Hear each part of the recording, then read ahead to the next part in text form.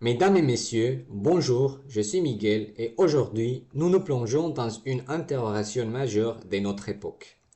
L'intelligence artificielle peut-elle prendre des décisions judiciaires équitables et libres de biais? Cette question soulève des enjeux à la fois technologiques, éthiques et sociaux que nous allons explorer. L'intelligence artificielle en tant que domaine d'étude a été officiellement reconnue en 1956, mais ses racines remontent à bien plus tôt. Les premiers systèmes d'IA, tels que les systèmes experts des années 1970 et 1980, représentaient les premiers essais d'application pratique de l'IA.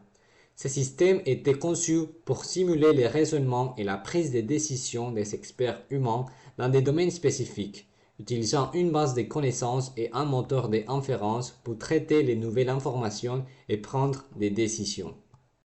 Au fil du temps, ces premières applications ont pavé la voie à des développements plus sophistiqués.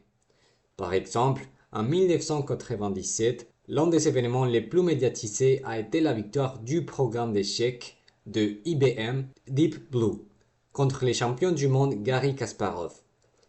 Cet événement marquant une étape importante dans la reconnaissance des capacités de prise de décision de l'IA dans un cadre compétitif et complexe. L'IA a continué à évoluer rapidement avec l'avènement des données massives et des améliorations continues de la puissance de calcul. Suivant la loi de Moore qui prévoit que la capacité des processeurs double environ tous les 2 ans. Cette croissance exponentielle a permis de développer des systèmes d'IA de plus en plus performants, capables de traiter et d'analyser d'immenses quantités de données pour prendre des décisions informées dans des domaines aussi divers que la finance, la santé et bien sûr les trois. L'évolution de l'IA dans les années 2000 et 2010 a vu l'émergence de nouvelles techniques, notamment l'apprentissage profond et les réseaux de neurones convolutifs qui ont révolutionné les capacités d'apprentissage et de perception des systèmes d'IA. Ces avancées ont rendu possible des applications plus complexes et plus interactives telles que les assistants virtuels et la traduction en temps réel, illustrant ainsi le potentiel d'IA pour améliorer l'accessibilité et la précision des services juridiques et judiciaires.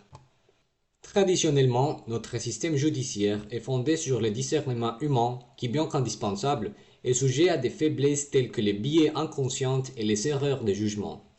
L'introduction de l'IA promet de minimiser ces erreurs en offrant des analyses dépourvues d'émotions et de préjugés. Des études récentes montrent que l'IA peut évaluer les données judiciaires de manière plus cohérente que les juges humains, offrant ainsi une base plus solide pour des décisions équitables.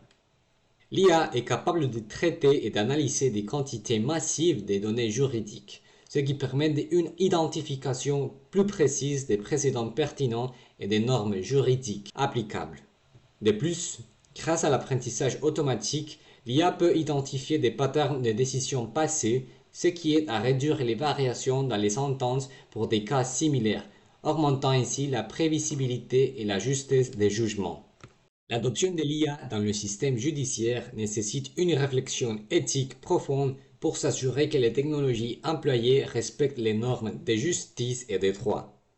Cela implique de former les magistrats à comprendre et à superviser les technologies IA utilisées.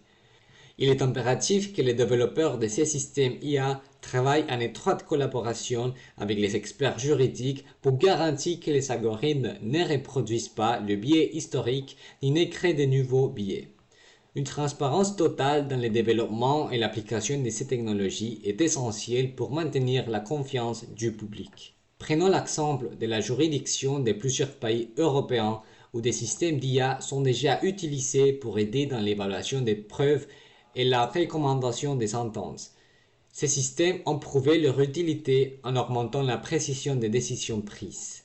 Cependant, il est également crucial de souligner les limites de ces technologies. Dans certains cas, l'IA a été critiquée pour avoir perpétué des stéréotypes ou pour avoir manqué de nuances dans l'interprétation des lois complexes. Ces incidents nous rappellent l'importance de garder l'humain au cœur du processus décisionnel. À mesure que la technologie progresse, les défis évoluent également. L'un des principaux enjeux sera de continuer à améliorer les algorithmes pour qu'ils soient non seulement justes, mais également adaptatif au contexte juridique changeant.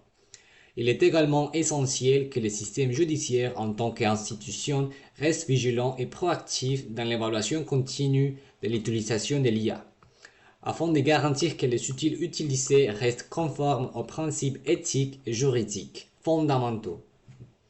Cette vigilance est nécessaire pour que la technologie serve véritablement l'intérêt public et non l'inverse. Pour conclure, l'interaction entre l'intelligence artificielle et les systèmes judiciaires nous pousse à reconsidérer non seulement comment la justice est rendue, mais aussi comment elle devrait être conçue à l'ère de l'IA. Cette réflexion nous amène inévitablement à des questions plus vastes et profondément philosophiques sur les droits et la technologie. À mesure que l'IA devient une composante de plus en plus intégrée de notre société, il devient pertinent de questionner non seulement comment nous utilisons l'IA, mais aussi les droits que nous pourrions lui accorder. Quelle sera la relation entre l'IA et les droits? L'IA aura-t-elle des droits? Comment l'IA sera-t-elle protégée ou défendue? Peut-on poursuivre une IA en justice? Et comment devons-nous traiter l'IA au regard des droits humains existants? Ces questions ne sont que la pointe de l'iceberg.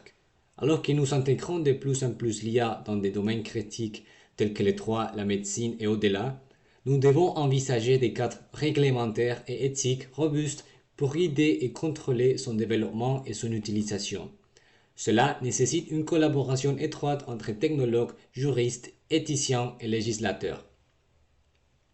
Sans aucun doute, c'est une conversation très large et essentielle pour notre avenir commun.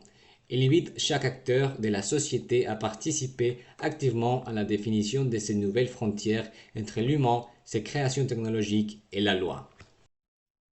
Je vous remercie de votre attention et suis maintenant prêt à répondre à vos questions. Ensemble, explorons comment nous pouvons façonner un futur où la technologie et l'humanité travaillent de concert pour une justice véritablement équitable.